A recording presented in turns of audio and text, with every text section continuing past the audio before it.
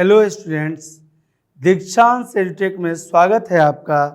आज आपके लिए वर्ग 4 विषय हिंदी में पाठ मैं हूँ पेंसिल, कक्षा 4 के लिए मैं हूँ पेंसिल, इसका दूसरा पार्ट है। दूसरा पार्ट मैं हूँ पेंसिल का दूसरा पार्ट इसलिए लाना हुआ क्योंकि ये थोड़ा बड़ा चैप्टर था, एक पार्ट में आ नहीं पाया। जैसा कि पहले पार्ट में आप लोगों ने अच्छी तरह से समझा है, पढ़ा है, फिर भी मैं एक बार रिकैप करता हूँ ताकि हम लोग रिमाइंड हो जाएं। हम लोग को बेहतर समझ के लिए यह जरूरी भी है। तो छात्रों, पेंसिल का आविष्कार ग्रेफाइट से किया गया। ग्रेफाइट सबसे पहले भीषण आंधी तूफान आने से ब्रिटेन के बोरोडेल नामक स्थान पर बहुत भारी मात्रा में तूफान आया, भीषण तूफान आया, और उस तूफान आने के कारण एक वृक्ष, बड़ा सा वृक्ष उखड़ गया था। उखड़ने के बाद रात के समय ऐसा तूफान आया था। सूर्योदय के बाद सुबह में भेड़ बकरियां चराने वाले जो किसान लोग थे, उनमें से एक किसान ने देखा कि पेड़ की जड़ उखड़ के गिरी हुई है, लेकिन उस जड़ के नीचे जहाँ से वह पेड़ उखड़ा है वहाँ पर काले काले चीज़ नज़र आ रहे हैं। वो काला चीज़ क्या है, इस पर उन्होंने हाथ से छूकर उसे मसल कर देखा तो उनके हाथों में दाग लग गया। दाग लगने पर जब कई पानी से धोने पर भी वह दाग नहीं छूटा तो वह कई किसानों को, अपने हित मित्रों को दिखाया कि अरे भाई देखो ये क्या निकला है इसमें से।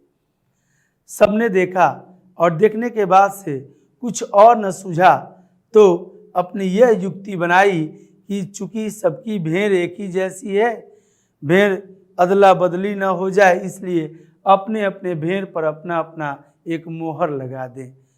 मोहर लगाने वाली ये चीज़ थी, चूंकि बरसात या पानी से भी ये मिट नहीं रही थी। धीरे धीरे इसके बाद ब्रिटेन और इंग्लैंड एक ही देश का नाम है। ब्रिटेन की राजधानी लंदन में यह बिकने लगी और बिकते बिकते इसका अब व्यवसायीकरण होने लगा। लेकिन उस पेड़ की जड़ों के पास जो ग्रेफाइट था, उनकी छड़ें बनाई गई, उन्हें पतला किया गया, धातु के छड़ों के बीच में रख करके, रडों के बीच में रख करके उसका उपयोग किया गया। चूँकि वह भारी था तो लकड़ी के खोल बनाए गए। लकड़ियों के खोल के बीच में भी रख करके जब उपयोग किया जा रहा था, कागज़ों पे लिखा जा रहा था और कार्यालयों में भी कार्य किए जा रहे थे। लेकिन उसमें एक असुविधा आई कि अब तो जो संसाधन था ग्रेफाइट का, जितना अधिक ग्रेफाइट था उस पेड़ के नीचे, वह खत्म हो रहा था। मनुष्य के सामने जब भी दुविधा आती है, जब भी असुविधा आती है, तब वह समाधान की तरफ अग्रसर होता है और समाधान की तरफ बढ़ते हुए मनुष्य किसी ऐसे विकल्प को तलाशा, किसी ऐसे चीज़ को तलाशा कि उससे फिर से ग्रेफाइट के लिए अर्थात पेंसिल की काम को हम कर सकते हो। पेंसिल के कार्य को करने के लिए आगे हम जिन चीज़ों का उपयोग किए वह अब आगे के पाठ में हम लोग पढ़ेंगे। ये वैज्ञानिक हैं, इनका फोटो वैज्ञानिक हैं, इन्होंने ही उस समस्या का समाधान किया। कब? 1839 ईस्वी में। 1839 ईस्वी में जर्मनी में, कहाँ? जर्मनी में, ये तो ब्रिटेन में हुआ था। एक और चीज प्राप्त हुई थी ग्रेफाइट के साथ ही, लेड, जिसकी भी पेंसिलें बनाई जा रही थी। अब जर्मनी में 1839 ईस्वी में जर्मनी में एक और महत्वपूर्ण खोज हुई। जोहान, इनका नाम है जोहान लोथर वान फेबर, इनका नाम है जोहान लोथर वान फेबर, ये है महोदय। ये क्या किए, नामक व्यक्ति ने सांचे में दबाव के साथ ग्रेफाइट मिट्टी की लेई भरी। ग्रेफाइट और मिट्टी को मिला करके, ग्रेफाइट और मिट्टी को मिलाने के बाद से उसको जब स्टिक बनाया जाता था, छड़ी बनाया जा रहा था, तो उसके लिखने में कोई कमी नहीं आती थी, लिखावट हूबहू होती थी, लेकिन ग्रेफाइट की बचत भी हो रही थी। तो वहाँ पे लोथर वान फेबर नामक जो वैज्ञानिक थे 1839 में उन्होंने एक सांचा बनाया, एक ढांचा बनाया। जैसे सांचा किसे कहेंगे छात्रों, कभी आप लोग देखे होंगे ईंटा पाथते हुए, यूं तो जरूर देखे होंगे कि गमले में हम फूल लगाते हैं तो गमले में जो मिट्टी भरते हैं, मिट्टी उसी आकार का हो जाता है। अगर हम किसी भी वस्तु वास्तव में कोई ऐसा चीज़ भर के रख देते हैं जो ठंडा हो जाए और जम जाए, जैसे बर्फ़ फ्रिज में, तो बर्फ़ उसी आकार का जमता है जिस आकार के कटोरे में हम पानी को रखे रहते हैं। अर्थात उसी आकार का सांचा अर्थात आकार का बना हुआ वस्तु, उसमें दबाव के साथ ग्रेफाइट और मिट्टी की लेई भरी, सूखने पर उसे निकाला और काट कर, सूख जाने पर निकाला और काट कर उसको लकड़ी के अधों के बीच दबाया। लकड़ी को आधा आधा काट कर लकड़ी के अधों के बीच में दबा दिया। इससे पहले पेंसिल का लेड समान मोटाई का नहीं होता था, माने इससे पहले पेंसिल का लेड जो होता था, लीड, वो समान इकाई का, समान मोटाई का नहीं होता था। अर्थात कोई थोड़ा मोटा होता था, कोई थोड़ा पतला होता था, लेकिन यह एक बराबर होने लगा। किसने किया?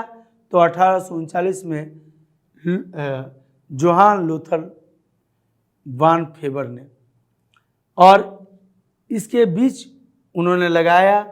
वान फेबर ने पहली बार समान मोटाई वाला लेड बनाया। बाद में वान फेबर ने एक और खोज की। इसके बाद 1839 में तो इन्होंने खोज की, पेंसिल को समान आकार दिया, और उसके बाद से जो खोज की वह काफ़ी सराहनीय खोज थी जो आज तक देखने को मिलती है। उन्होंने एक ऐसी मशीन बनाई जिसे लेड से बाहर लगाया जाने वाला लकड़ी को न केवल छीलकर सुंदर बनाया जा सकता था, बल्कि उसके बीच में लेड को रखने के लिए लेड के ही आकार की एक नली भी बनाई जा सके। अच्छे आकार और समान मोटाई की लेड वाली यह पहली पेंसिल थी। समान मोटाई की, अच्छे लीड वाली, और जिस लीड को लकड़ी के बीच में रखा जाता था, लकड़ी को छील भी सकते थे हम, लेड हमारा बाहर आ जाता था लिखने के लिए।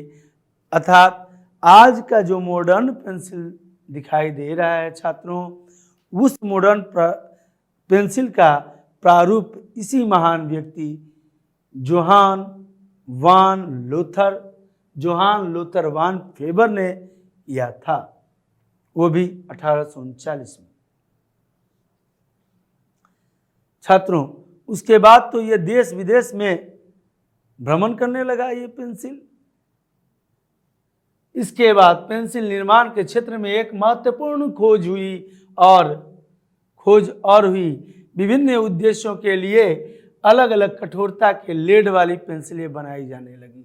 विभिन्न उद्देश्यों के लिए, माने अलग अलग कार्यों के लिए अलग अलग प्रकार की लेड और पेंसिलें बनाई जाने लगी। अर्थात आज भी हम देखते हैं किसी पेंसिल पर B2 B4 लिखा होता है, किसी पेंसिल पर H2 H4 लिखा होता है, किसी पेंसिल पर HB लिखा होता है। यह अलग अलग प्रकार की ही पेंसिल्स हैं। लेड की कठोरता ग्रेफाइट तथा मिट्टी के अनुपात पर निर्भर करती है। ग्रेफाइट लेड को नरम बनाता है। ग्रेफाइट क्या करता है? लीड को नरम बनाता है और मिट्टी उसको करापन देता है। मिट्टी कैसे करा देता है? तो मिट्टी आप कहीं पर खेत में पानी पटा दिया गया है और जुताई हुई है खेत की, एक ढेला उठाएंगे तो ढेला फूट जाएगा। लेकिन वही ढेला जब ठंडा हो जाता है, जब धूप से गर्म हो जाता है और गर्म होने के बाद से वह ठोस बन जाता है, तो उठा के चला दो तो कपार फूट जाता है। ओह, ऐसे अर्थात जो ग्रेफाइट था वह पेंसिल को मुलायम बना रहा था, लेकिन मिट्टी का आदत है कि मिट्टी पानी जब सूख जाती है मिट्टी की, तो मिट्टी अत्यधिक कठोर हो जाता है। अर्थात उस ग्रेफाइट में जो मिट्टी बनाई जाती थी वह कठोरता देती थी पेंसिल के लेड को, जबकि ग्रेफाइट मुलायम बनाता था। लेड में ग्रेफाइट का अंश जितना अधिक होगा वह उतना नरम होगा। मिट्टी का अंश बढ़ने के साथ साथ लेड कड़ा होता जाता है। जो पेंसिल आप इस्तेमाल करते हैं उस पर अंग्रेजी के 2 शब्द HB लिखे रहते हैं। यह इस बात का सूचक है कि पेंसिल का लेड ना तो बहुत कोमल है और ना बहुत कड़ा।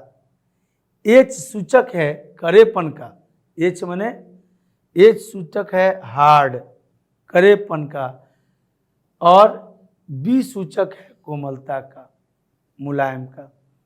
यानी B जो सूचक है वह कितना ग्रेफाइट उसमें मिलाया गया है वो है, और H कितना मिट्टी मिलाया गया है वो है।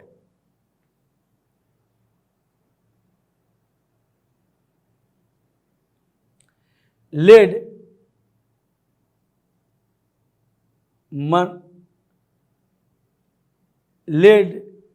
माने जैसे जैसे मिट्टी का अनुपात बढ़ता जाता है नहीं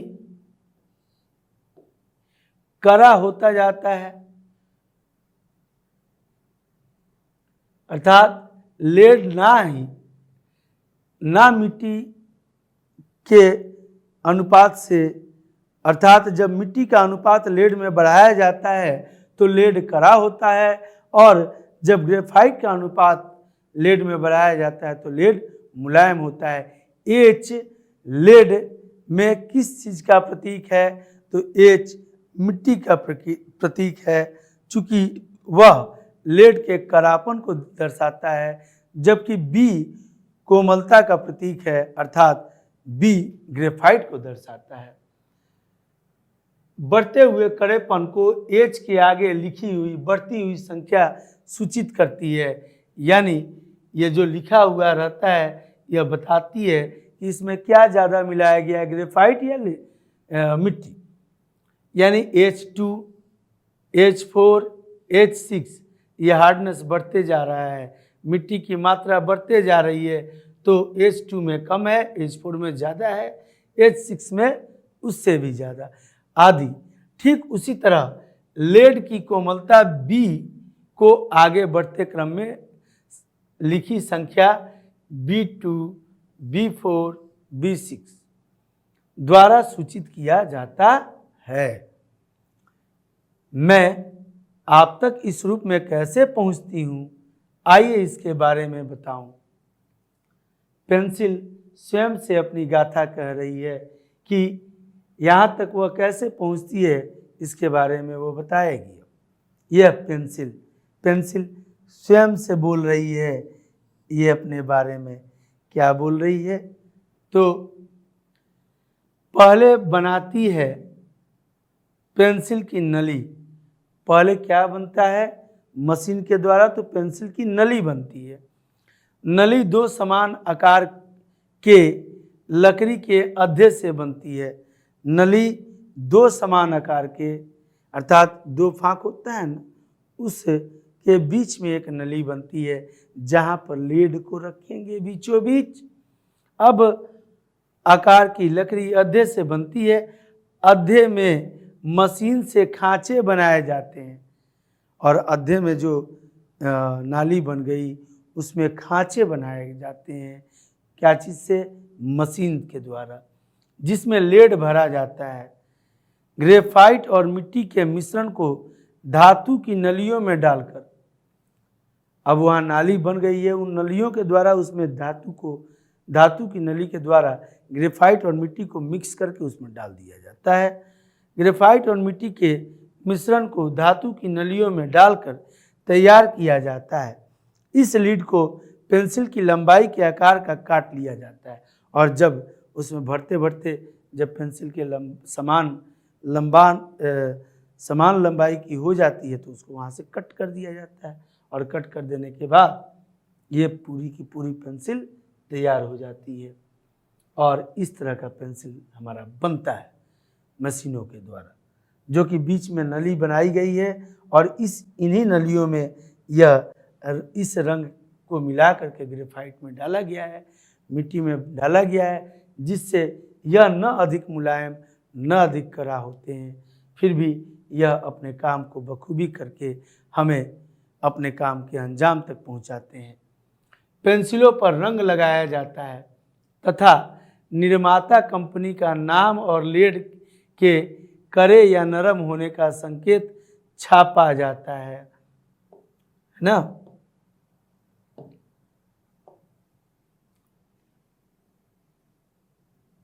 निर्माता कंपनी लीड या नरम होने का संकेत छापा जाता है, फिर डिब्बों में बंद करके बाजार में बिकने के लिए भेज दिया जाता है। पहले क्या किया जाता है? तो पहले नाली बनती है, कहाँ? दो लकड़ियों के दो फांक के बीच में, और उस फांक को बंद करने के बाद से धातु के नली से उस नाली में ग्रेफाइट और मिट्टी के मिश्रण भर दिए जाते हैं। भरने के बाद उसकी लंबाई बढ़ा करके काट दी जाती है और काटने के बाद उसे रंग किया जाता है। उस पर कंपनी का नाम लिखा जाता है, नटराज, HB, डोम्स, ये सब आप लोग जो यूज कर रहे हैं अभी वह देखते होंगे। और वो कंपनियों के नाम लिखने के साथ साथ यह भी दर्शाया जाता है कि HB है तो H कितना और B कितना है, अर्थात यह कितना ग्रेफाइट ज़्यादा रखा है अपने अंदर या मिट्टी की मात्रा अधिक है। और इस हिसाब से हम अपने अलग अलग प्रयोगों के लिए उसकी खरीदारी करते हैं, उसका इस्तेमाल करते हैं। बाजार से पेंसिल आपके हाथों तक पहुंचती है। इस पेंसिल से आप जैसा चाहें लिख सकते हैं।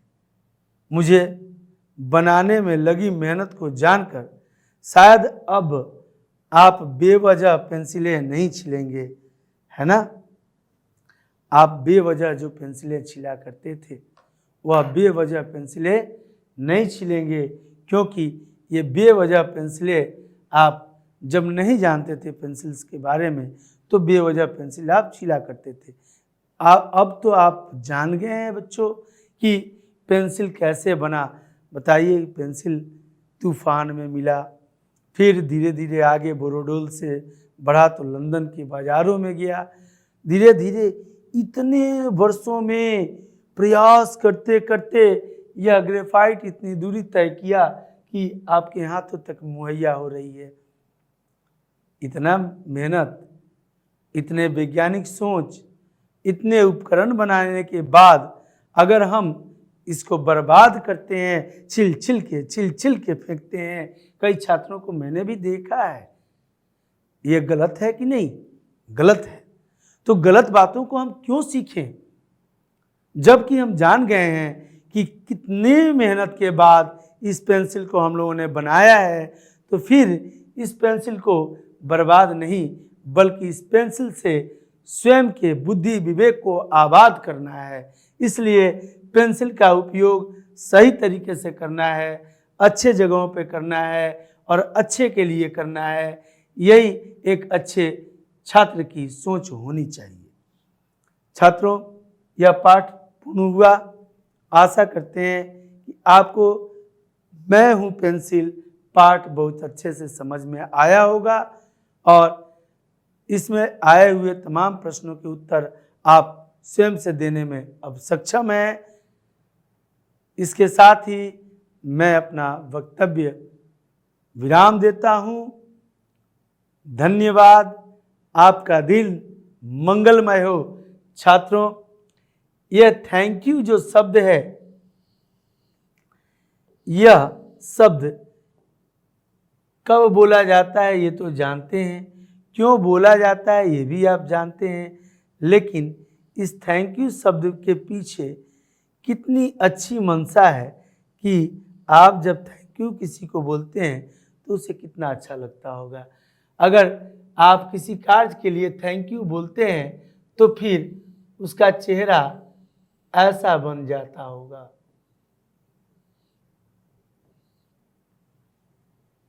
स्माइली।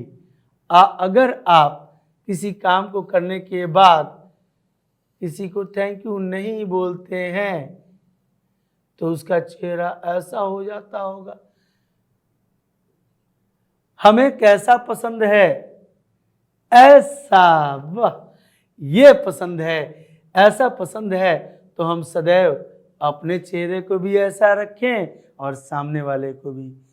तो इसके लिए हमें सिर्फ एक कोशिश करने की ज़रूरत है। हमें अपने आदतों में अच्छी आदतें सीखने की ज़रूरत है, जिससे कभी भी हम भी इस तरह से रहेंगे और हम दूसरों को भी इस तरह से रख सकते हैं। धन्यवाद छात्रों, आपका दिन मंगलमय हो।